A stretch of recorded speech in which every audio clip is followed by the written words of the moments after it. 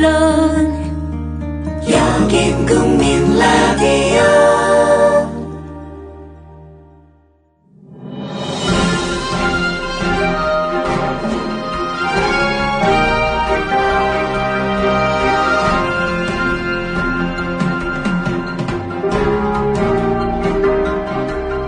김용민의 조간 브리핑. 2015년 4월 29일에 조간 배달하겠습니다. 부장님, 대리운전은 뭐 부를까요? 대리운전. 블랙박스 주는 1800-6606 대리운전이 있지 않은가? 20회 이용시 블랙박스를 주는 1800-6606 블랙박스 대리운전이요? 그럼 검색창에 블랙박스 대리운전을 검색해보게. 홈피에는 다양한 상품들도 있다네. 저기 부장님, 블랙박스 대리운전에서는 국민TV에 후원도 한다면서요. 자네도 블랙박스도 주고 후원도 하는 1800-6606 이용하게. 역시 대리운전은 1800-6606.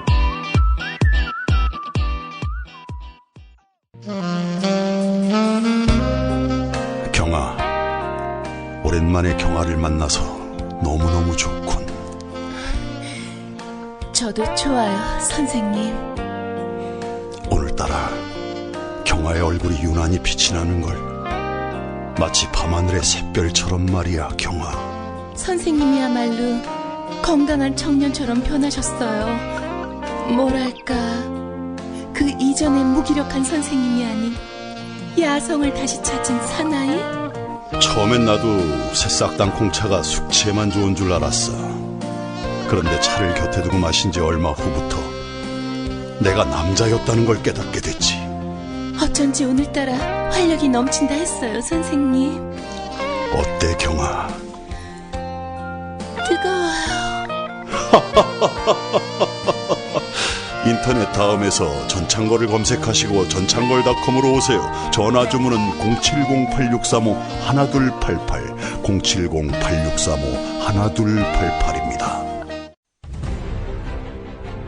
요즘 새롭게 생활환경 질환에서 침대 세균 먼지 위험성이 높아진다고 합니다.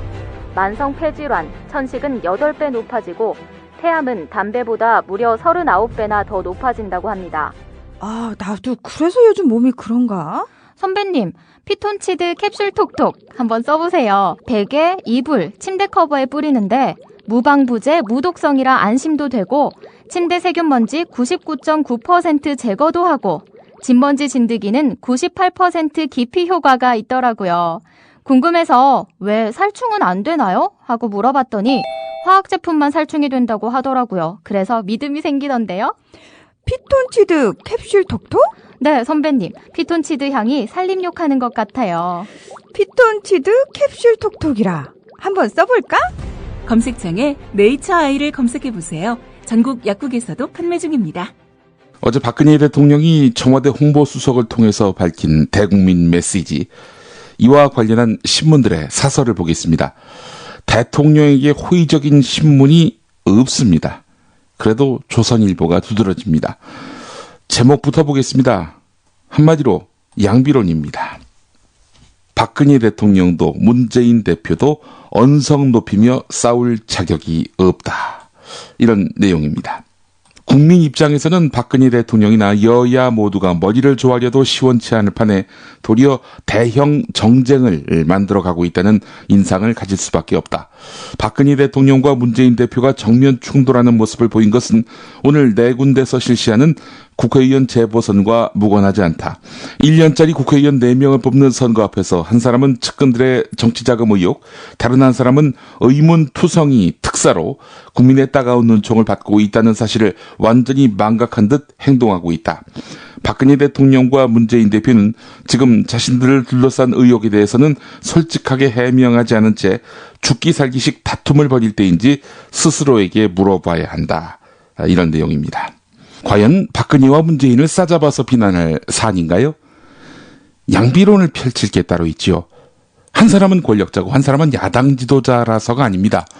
죽음으로써 폭로한 어떤 사람의 유언 같은 메모에 적힌 검은 돈 16억 중에 13억이 살아있는 권력자의 대선을 위해 쓰였다. 이렇게 적혀 있는데 이 사안하고 범죄 단서조차 없는 사면, 이 사안이 과연 같을 수 있냐 이겁니다. 평소 주요한 아젠다마다 정권과 기득권자 편에 섰던 조선일보가 오늘은 양비론을 편다는 점, 이건 결국 박근혜 대통령의 어제 발언에 대해서 지지할 여지가 없다. 이렇게 판단했던 겁니다. 지지하자니 민망하기 짝이 없었다. 이런 얘기입니다. 그렇다고 박근혜 대통령만 공격하자니 오늘은 재보선이고 또 야당에게 힘을 실어주는 것 같습니다. 그래서 양비론을 편 듯 보입니다. 이쪽도 나쁘고 저쪽도 나쁘다. 그러면은 누가 덕을 보겠습니까? 힘 있는 쪽이 덕을 보게 돼 있어요. 당연히. 이 양비론이라고 하는 것이 모두를 다 비판하는 것 같지만 실제로는 한쪽 편을 드는 겁니다. 양비론의 실체를 우리는 정확하게 짚어낼 필요가 있습니다. 자, 그렇다면 다른 신문은 어떨까요? 동아일보만 보면은 이 조선일보의 사설이 얼마나 억지에 기반하고 있는지를 알 수 있습니다. 박근혜 대통령의 메시지에서 국민이 기대한 것은 성완종 파문과 관련해서 이완구 총리가 사퇴하고 친박 핵심 인사들까지 연루된 데 대한 사과였다. 그러나 사과는 유감 표명에 그쳤다. 대통령이 하고 싶은 말은 노무현 정부 때 있었던 성완종 회장에 대한 2차례의 특별 사면 문제였다고 해도 과언이 아니다. 이 문제는 이미 정치적으로 첨예한 논란거리인 만큼 대통령까지 관여하는 것은 수사 가이드라인을 제시했다는 정치적 오해를 살만하다. 이러면서 은근히 비판조입니다. 사설 제목만 보더라도 이게 결코 박근혜 대통령에게 친화적이지 않다라는 것을 알 수가 있어요. 국민 기대에 못 미친 재보선 전날 대통령의 대독 메시지. 이런 제목입니다. 중앙일보를 보면은 농도가 더 짙습니다. 박 대통령 메시지 억장 무너진 민심 달래지 못했다. 이런 제목인데요. 홍보수석을 통해서 대독 형식으로 발표된 메시지에서 유감은 444개의 단어 가운데 딱 한 번 나왔다. 그나마 이완구 총리 사퇴에 국한한 표현일 뿐이다. 청와대 전현직 비서실장 3명 등 박근혜 대통령 최측근 여러 명이 연루된 이번 사태의 핵심인 성완종 리스트에 대해서는 명확한 사과 없이 넘어갔다. 사실관계가 규명되지 않은 상황에서 포괄적 사과를 할 수는 없다는 뜻인 모양이다. 그러나 리스트에 거명된 인사 중 홍준표 경남지사의 1억 원 수수 의혹은 사실과 근접한 것으로 드러나고 있다. 또 김기춘 전 비서실장은 성완종 전 회장을 만난 적이 한 번도 없다. 독일행 여비 전액을 독일 측에서 지원받았다라고 주장했던 것이 잇따라 거짓말로 확인돼 10만 달러 수수 의혹이 증폭된 상황이다. 그런데도 박 대통령이 최측근의 비리 의혹을 정치권 일반의 문제인 양 넘어가는 것은 유감이다. 국민은 물론 여당 지도부의 인식과도 괴리가 큰 유체이탈 화법이다. 이런 표현까지 있었습니다. 유체이탈이라는 표현을 처음 꺼내든 사람이 바로 김어준 딴지일보 총수 아니겠습니까? 그동안 야당 대변인들이 이 유체이탈이라는 표현을 종종 인용했습니다마는 중앙일보, 보수신문까지 이 표현을 사설에 실었다는 점은 상당히 눈여겨볼 부분입니다. 한결의 사설로 안구 정화를 하시죠. 박근혜 대통령은 자신의 최측근들이 부패 혐의에 연루된 상황에 대해서는 아예 안면몰수를 작심하고 나섰다. 총리와 전현직 청와대 비서실장 등이 부정부패로 수사 대상에 오른 미증유의 상황이라면 대통령으로서 최소한 이런 반구라도 하고 넘어가는 것이 예의일 텐데 그는 눈썹도 까딱하지 않았다. 오히려 과거로부터 내려온 부정과 비리, 부패 척결을 해서 새로운 정치개혁을 이루어 나갈 것이라고 이번 사건을 과거 정치권 전반의 문제로 몰아갔다. 이른바 유체이탈식 화법의 진수다. 성완종 전 경남기업 회장이 살포한 불법 정치자금의 최종 수혜자는 바로 박근혜 대통령이고 이번 사안은 불법 대선자금 문제와 때려야 뗄 수 없는 관계에 있다. 아랫사람들이 검은 돈을 받아서 자신의 선거를 치른 사실이 드러나도 박 대통령은 나는 몰랐다라고 발뺌만 하고 넘어갈 것인가. 자신이 정치개혁의 대상이 된 상황인데 스스로 개혁의 총지휘자를 자처하고 나섰으니 실소를 금할 수가 없다. 박 대통령이 대국민 메시지에서 방점을 둔 것은 오히려 성완종 전 회장 특별 사면에 대한 진상조사 필요성이다. 특별 사면 문제가 성완종 리스트 사건의 곁가지일 뿐이라는 것은 모를 사람이 없다. 그런데도 박 대통령이 새누리당의 물타기 정치 공세에 힘을 보태기 위해서 직접 팔을 걷어붙이고 나섰다. 더욱이 대통령의 고유 권한인 사면권 행사를 수사 대상으로 삼겠다는 어이없는 발상에 이르러서는 할 말을 잃는다. 예, 이런 내용입니다. 구구절절 한마디 버릴 것 없이 정확하게 사실관계를 짚고 있고요. 논평 역시 명료하고 논리적입니다. 예, 한겨레 사설에도 나왔습니다만은 지금 검찰은 매우 난감합니다. 대통령이 이렇게까지 노골적으로 수사 가이드라인을 제시했는데 수사할 거리가 없는 거지요. 당장 국민일보 이면만 보더라도 검찰 범죄 단서도 없는데 난감, 이런 제목의 기사가 있습니다. 사실 검찰은 지금껏 특별 사면 수사에 대해서 선을 그어왔는데요. 황교안 법무부 장관 지난 24일 국민일보와의 인터뷰에서 통상 있는 일은 아니지만 현 단계에서 수사 대상은 아니다. 그러니까 특별 사면이 수사 대상은 아니다. 이렇게 밝혔다는 겁니다. 검찰 관계자는 대통령의 사면권 자체를 수사한다는 것은 말이 안 되고 수사를 했던 적도 없다. 이렇게 말했다고 합니다. 이 때문에 대통령의 사면권을 둘러싸고 벌어지는 로비에 수사 범위가 국한될 수밖에 없다는 거지요. 이 관계자는 사면에 힘써주겠다며 돈 뜯어간 브로커, 정치인에 대한 수사는 가능할 수 있다라고 덧붙였는데요. 2012년 대검 중앙수사부는 동료 의원 사면 로비 명목으로 금품을 받은 혐의로 박양수 전 민주당 의원을 기소해서 유죄를 받아낸 바 있는데, 예, 그러나 노무현 전 대통령을 겨냥한 것이라면은 이건 무리하다라는 이야기죠. 한국일보 5면을 보겠습니다. 한국일보도 마찬가지입니다. 검찰 안팎에서는 성완종 사면은 수사 대상이 아니다. 이런 제목의 기사입니다. 특사에 대한 최종적인 판단은 대통령의 고유 권한에 속한다는 데 문제가 있다. 한 특수통 검사는 특별 사면은 대통령의 고유 권한으로 누구에게 위임할 수 있는 게 아니다. 라면서 이런 정치적 행위를 바로 수사 대상으로 삼기에는 무리가 있다. 이렇게 말을 했다는 겁니다. 다른 검사도 대통령이 성완종 전 회장에 대한 특사를 허용해서 정치적으로 비난을 받을 수 있겠지만 그러니까 범죄 의도와 관련한 단서가 명확하지 않은 정치적 행위를 바로 수사 대상으로 삼을 수는 없다. 이렇게 말했다는 겁니다. 그래서 경향신문은 오면에서 선거의 여왕, 다급한 한수, 이런 제목의 기사를 다뤘습니다. 대통령으로서 중립 의무를 외면한 채 다시 사실상 여당을 편들며 선거의 여왕을 자임하고 나선 것이다. 이렇게 시작하는 기사인데요. 시점도 선거 전날이기 때문에 정치적 효과를 노린 사실상의 선거 개입이라는 의혹을 사기에 충분하다. 이렇게 경향신문은 지적하고 있습니다. 새정치민주연합 김용록 수석 대변인의 발언도 인용했는데요.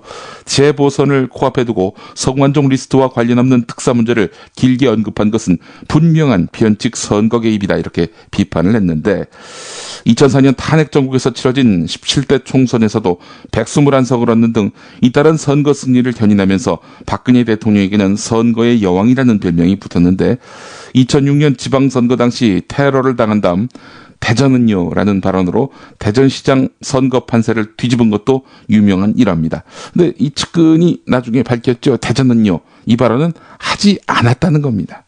하지 않은 발언을 한 것으로 만들어서 선거에 이용을 했던 거죠. 이 선거에 참 유능한 정당입니다. 이것만 보더라도.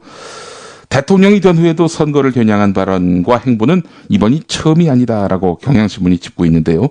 지난해 730 재보선 때도 박근혜 대통령의 선거 개입이 논란이 됐는데 박 대통령은 여야의 치열한 선거전 와중에 뜬금없이 재보선 지역인 경기도 김포의 로컬푸드 직판장을 방문하기도 했는데 당시 새정치연합 안철수 공동대표는 박 대통령은 선거의 여왕이 아닌 대한민국의 대통령이다. 지금이라도 국민과 소통하고 민심을 존중하라 이렇게 쓴소리를 했는데 선거 전날에는 휴가 중이었음에도 페이스북에 여유로움이 찾아들지 않는다 이런 내용의 메시지를 올렸고 당시 새정치연합 한정혜 대변인은 우회적인 선거 개입이 의심스럽다 이렇게 지적했다는 거죠.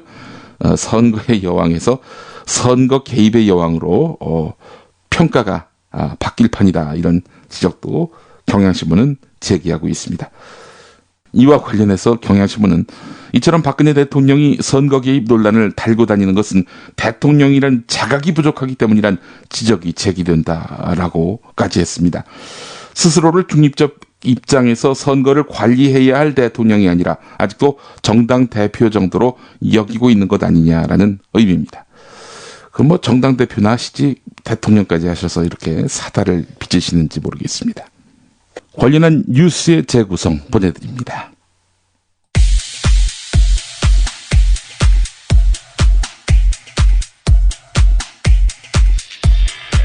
청와대 홍보수석을 통한 박근혜 대통령의 역습.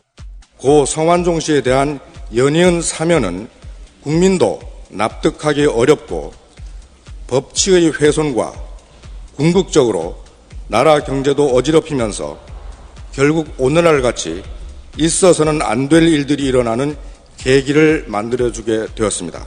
이에 대한 문재인 새정치민주연합 대표의 반발.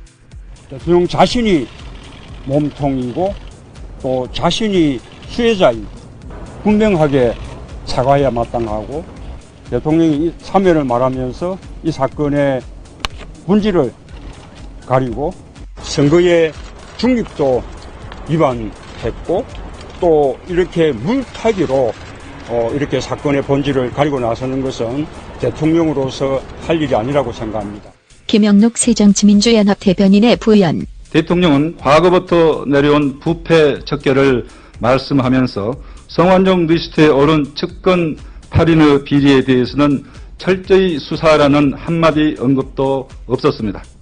대통령의 고유 권한인 특별 사면에 대해서 비리 혐의는 제시하지도 않으면서 진실을 밝히라고 검찰에 수사 가이드라인을 제시했습니다.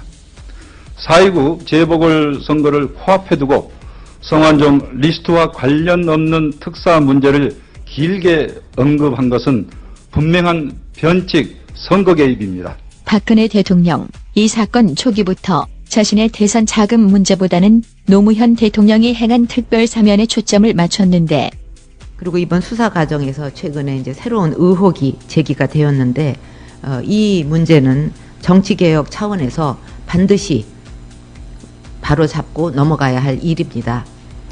저는 부정부패에 책임이 있는 사람은 누구도 용납하지 않을 것입니다. 국민도 그런 사람은 용서하지 않을 것입니다. 그의 최측근 이정현 새누리당 의원도 성완종 로비는 참여정부 때 통했지만 이 정권에서는 안 통했다고 호언장담. 성공한 로비와 실패한 로비. 한 정부는 로비가 잘 통했던 정권, 또 다른 정부는 로비가 전혀 통하지 않는 정권, 이 극명한 차이를 우리 국민들은 지금 목도하고 있습니다. 그러다 보니 피의자인 이완구 국무총리까지 나서서 광범위한 수사, 야당 의원도 돈 받았다, 운운하는 존극까지 벌어지고. 그래서 기본적으로 이 사건이 앞으로 검찰이 수사가 진행되겠습니다마는 대단히 복잡한 수사가 될 것이고 광범위한 측면에서 모든 것이 좀 수사가 될 것으로 그렇게 생각을 하고요. 다른 의원님들은 후원금 받았습니다. 제가 알기로 공개할 수 있습니다. 받은 분. 그건 뭐 야당 의원님께 물어보십시오. 그러니까 선관위 가면 알 수 있어요. 예. 존경하는 박원순 여야를 막론하고 여야를 막론하고. 결국 야당 대변인들 몸과 영혼이 따로 노는 유체 이탈을 극치라고 총평하는데, 박원주 새정치민주연합 김종민 정의당 대변인의 발언. 일말의 도덕적 책임감을 느낀다면 남일 얘기하듯 검찰 수사를 엄정히 촉구하는 유체 이탈 화법을 쓸 것이 아니라 국민 앞에 진심 어린 사과와 함께 공정한 수사를 지휘해야 할 것입니다. 영혼 없는 메아리고 유체이탈 화법의 정수를 보는 듯 했습니다. 내 책임은 없으니 사과는 못하겠다는 책임 회피의 아집이 느껴집니다. 유감 표명조차도 마지못해 대독하는 모습에서 독선의 그림자가 느껴집니다. 자, 그런데 유체 이탈은 부적절한 표현인 듯. 대통령 몸이 아프다고 하지 않던가. 위경련에 의한 복통이 주 증상으로 나타났고, 인두염에 의한 지속적인 미열도 있어서 전체적인 건강 상태가 많이 좋지 않았던 것으로 나타났습니다. 그리고 헛소리를 할 정도니 영혼도 아픈 것일 테고. 지금 박근혜 대통령은 몸과 영혼이 모두 아픈 상태. 즉 유체 이탈이 아닌 상태. 이완구와 박근혜가 나오면 가장 어울릴 것 같은 드라마의 한 장면은 아프냐? 네. 나도 아프다.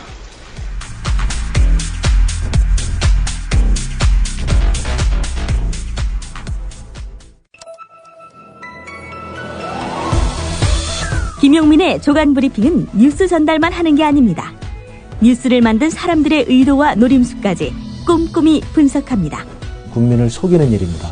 이 판을 깨려는 공수를 부리고 있습니다. 누가 거짓말을 하고 누가 사람을 속이고 누가 사실을 날조하는지는 안심하고 선택하세요. 김용민의 조간 브리핑. 제 아무리 박근혜 대통령이 대국민 메시지를 통해서 사건의 본질을 흐리려고 해도 성완종 리스트 이코르 박근혜 리스트라는 이 본질은 달라지지 않습니다. 검찰의 고민이 그래서 깊어지고 있습니다. 경향신문 3면을 보겠습니다.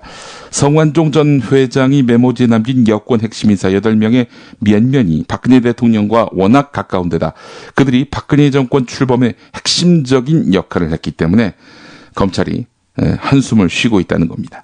비서실장을 비롯한 살아있는 권력 심장부에다가 칼을 대기는 어려운 실정이죠.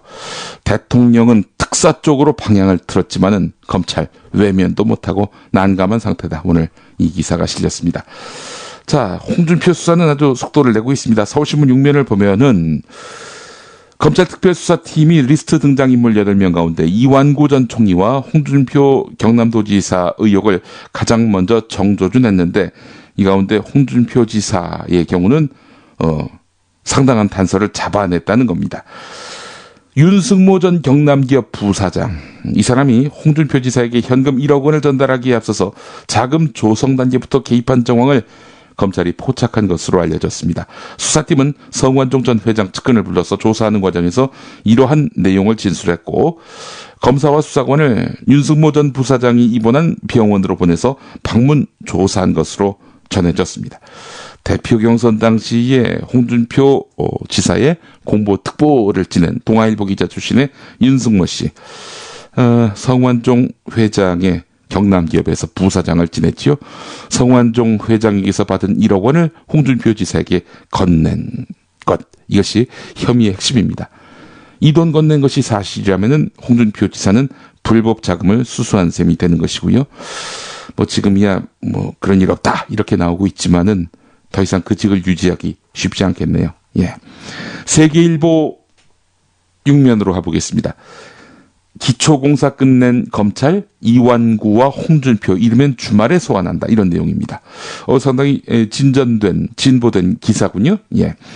이완구 전 총리에게 돈 전달이 있었는지 그에 대해서 이제 수사를 하고 있는 중인데 리스트에 기록된 이완구, 홍준표 말고 나머지 6명에 대한 조사도 조만간 개시된다고 하는데 글쎄요. 대통령의 가이드라인도 나왔고요. 대선자금 수사와 관련해서 이게 검찰 자의적으로 결정할 일인지 이것도 의문이고요. 특검 이야기는 그래서 나오는 것이고요. 여론의 절대적 지지를 받고 있습니다. 다음 소식으로 넘어가 보겠습니다. 한겨레 30면에 실린 김선주 칼럼 세월호는 대통령이 책임질 일이다. 너무나 당연한 이야기이긴 한데 상식이 현실이 되지 않는 그런 오늘의 상황에 맞춰서 소개해드릴까 합니다. 몇 년 전 전인권 콘서트의 제목이 바로 이랬다. 폼 잡는 거는 쉽지, 폼 나는 게 어렵지. 그렇구나 싶었다. 폼이야 누구나 그럴싸하게 잡을 수 있다. 그러나 폼이 나려면 명실공히 안과 밖이 어울리고 내면에서 우러나온 무언가가 바깥을 자연스레 폼나게 만들어줘야 한다. 지금 광화문에서는 초유의 일이 벌어지고 있다. 대통령이 임명한 세월호 참사 특별조사위원회 이석태 위원장이 대통령의 답변을 기다리면서 길바닥에서 농성 중이다. 이석태 위원장이 5월 1일까지 광화문에서 대통령이 직접 세월호 특조위의 문제점을 해결하겠다는 답변을 해주기를 기다리고 있다. 이석태 위원장은 국무총리로부터 임명장을 받았을 뿐 대통령을 만난 적이 없다고 한다. 대통령이 온 국민이 발만 동동 구르며 지켜봤던 참사의 원인을 규명할 특조위의 활동을 격려하고 엄중한 조사를 당부한 적이 없었다는 의미다. 여론에 떠밀려서 특조위를 만들었지만 여론이 잠잠해지기를 기다린 어떤 시간 벌기용이 아니었나 싶은 일들이 벌어지고 있다. 이석태 위원장은 특별조사위원회의 문제점에 대해서 특조위는 정부나 관계기관의 간섭이나 개입에서 벗어난 독립된 조직이어야 하는데 조사 범위를 정부기관이 정한 대로 하고 결과도 정부 조사 결과를 근거로 검토하는 수준으로 하라고 했다는 것이다. 정부의 특조위나 특검은 비상한 경우에 만들어지는 것이며 기존의 조직과는 전혀 새로운 차원에서 움직인다는 상식을 뒤엎은 조직이 된 것이다. 활동을 시작한 지 한 달이 넘도록 일원의 예산도 지원되지 않는 것을 믿을 수가 없다. 어디를 둘러봐도 대통령은 보이지 않는다.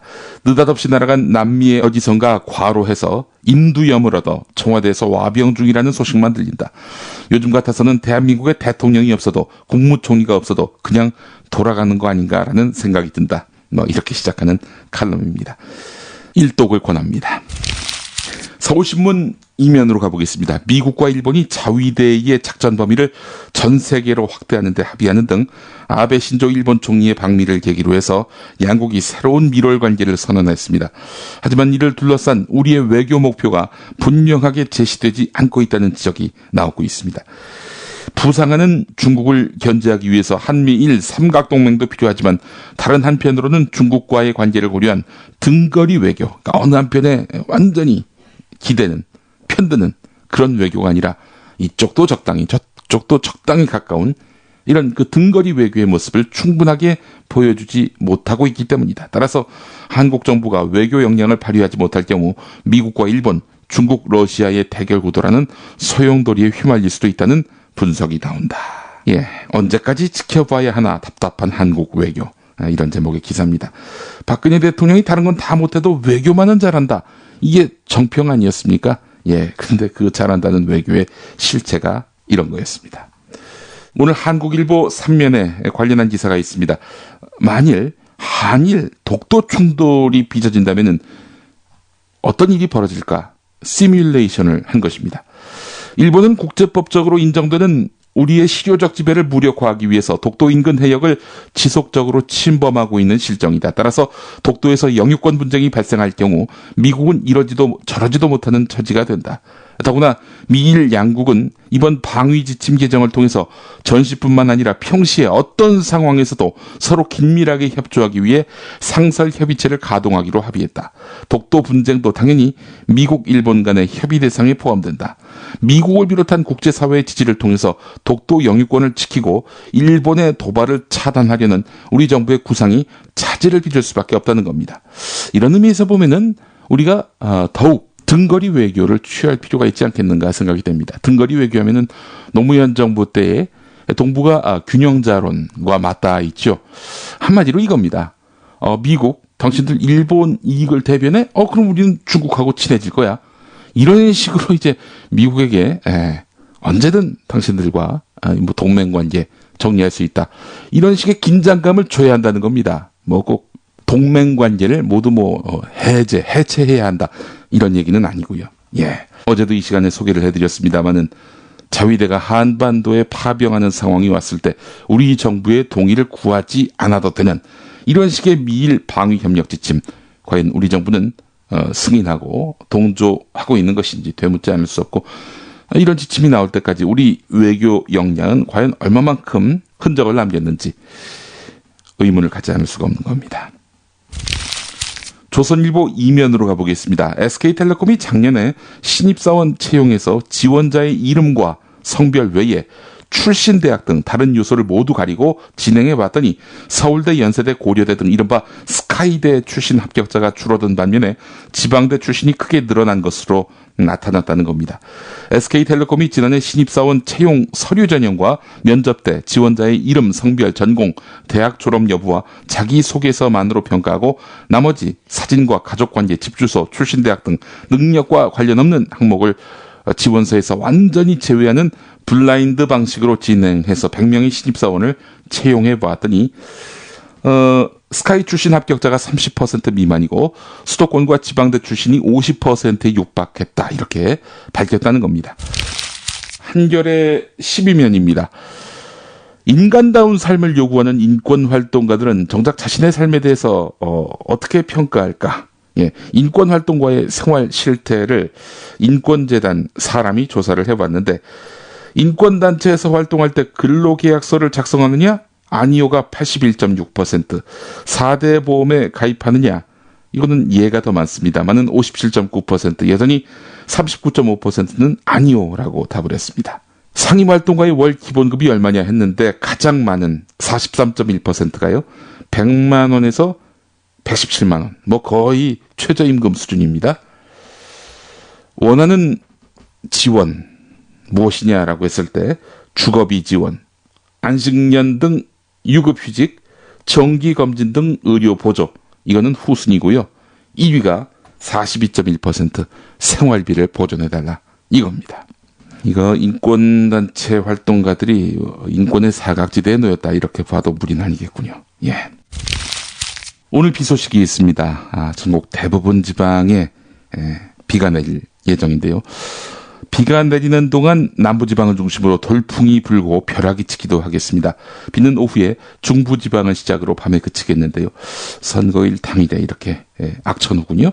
예. 내일은 서울이 28도까지 치솟으면서 또다시 최고 기온을 경신할 것으로 보이는데요. 일요일에 전국에 비가 내리면서 이른 더위는 주춤할 것으로 전망됩니다. 조간브리핑 오늘 순서 모두 마치겠습니다. 애청해주신 여러분 감사합니다.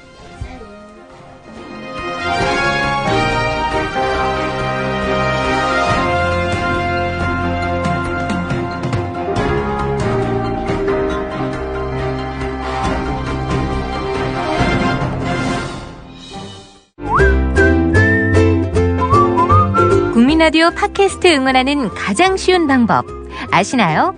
다운로드하기, 별점 주기, 댓글 달기, 구독하기. 국민라디오 팟캐스트 널리 알리는 가장 쉬운 방법.